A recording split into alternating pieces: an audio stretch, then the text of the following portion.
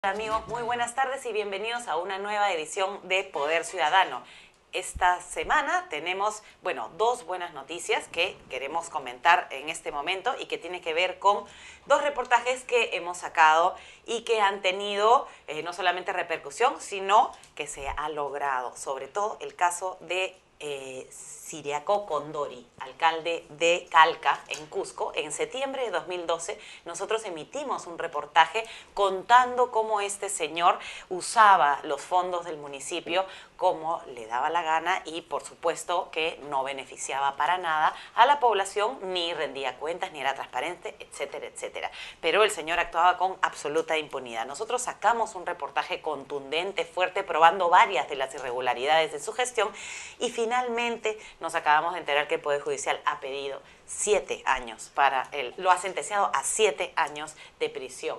El señor está no habido, evidentemente se ha ido, se ha fugado, pero probablemente lo vayan a capturar pronto, esperemos, y realmente su caso, esta sentencia, sienta un excelente precedente para los siguientes alcaldes que la deben pensar 2 veces antes de utilizar los fondos de esa manera. Y la segunda es que sabemos, digamos extraoficialmente, que la Fiscalía de la Nación va a abrir una investigación contra el alcalde de Yanaguara, en Arequipa, Elvis Delgado.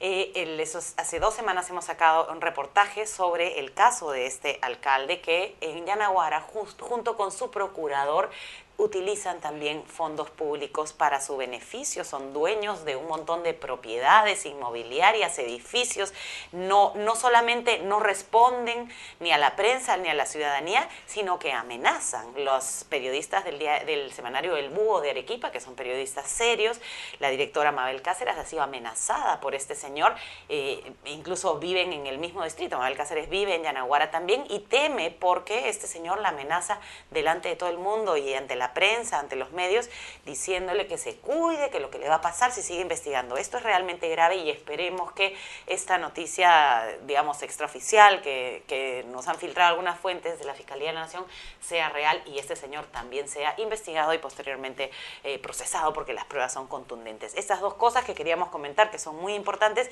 y antes de pasar a una entrevista central que vamos a tener con el Procurador Anticorrupción Julio Arbizu, queremos hacer un pequeñísimo comentario lamentando realmente lo que ha sucedido este mediodía en el Congreso de la República, la llamada repartija entre los partidos políticos, entre los congresistas, para elegir a los miembros de las instituciones más importantes, el Tribunal Constitucional, la Defensoría del Pueblo y el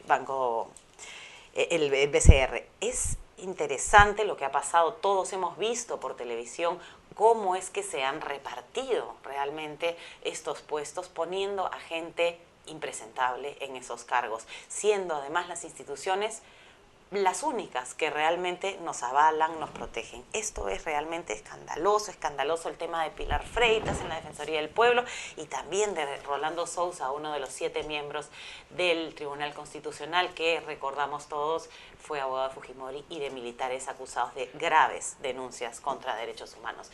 Desde Poder Ciudadano realmente lamentamos esta situación y ahorita, en unos minutos, van a iniciar una protesta cívica, social, en la Plaza Bolívar del Congreso. Hacemos un llamado desde acá para que la gente vaya, se junte, porque es la única manera de decir nuestro malestar. La gente está molesta en el Perú y eso se debe reflejar porque los señores congresistas tienen que saberlo. Julio Arbizu, Procurador Anticorrupción. Muchísimas gracias, Julio, por estar con nosotros y darnos un poquito de tu tiempo.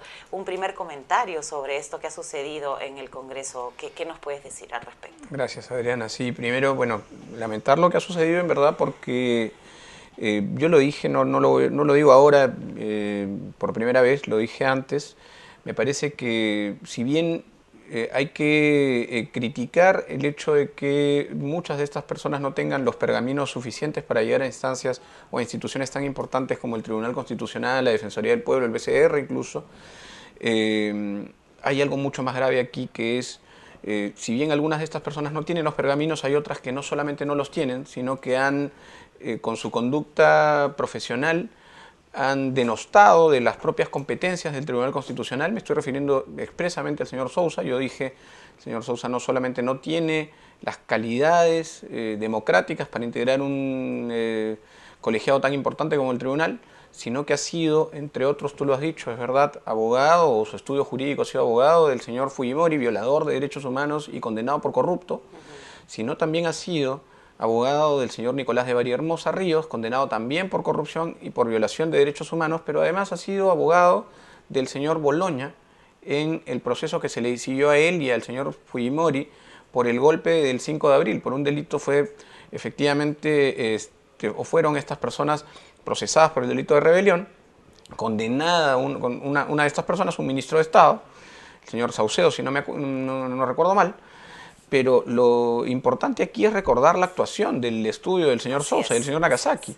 Ellos no solamente avalaron la legitimidad del golpe de Estado del 5 de abril, sino que sostuvieron enfáticamente que en principio la rebelión no se había consumado, que la actuación de estas personas, incluida su defendido, el señor Boloña, era típica porque tenía esta actuación del señor Fujimori cierto grado de tolerancia social, ¿no? Ese fue su argumento principal. Es increíble, sí. Entonces, una persona dueña de un estudio jurídico que sostiene un argumento tan deleznable como ese para fundamentar su defensa en favor de un violador de la Constitución y del régimen constitucional, ¿puede estar tranquilamente en el Tribunal Constitucional? Yo creo que no. Y yo lamento profundamente en particular esta decisión. Sí, es cierto, totalmente cierto, ¿no? Y también el caso de Pilar Freitas, que además va a tener que ser vacada para que pueda ocupar este puesto, y la vacancia pues no es un premio, ¿no? La vacancia es más bien un castigo por no ejercer pues una función proba que la ha elegido los mismos votantes, ¿no? Eso también es condenable. Julio, hablábamos al principio del programa sobre dos casos que nosotros emitimos, estos reportajes con estos alcaldes del interior que utilizan los fondos públicos de esta manera tan oscura, y además que se hace evidente cuando la prensa indaga un poquito que lo están utilizando para beneficio personal. ¿Tú sabes algo del caso de Yanaguara?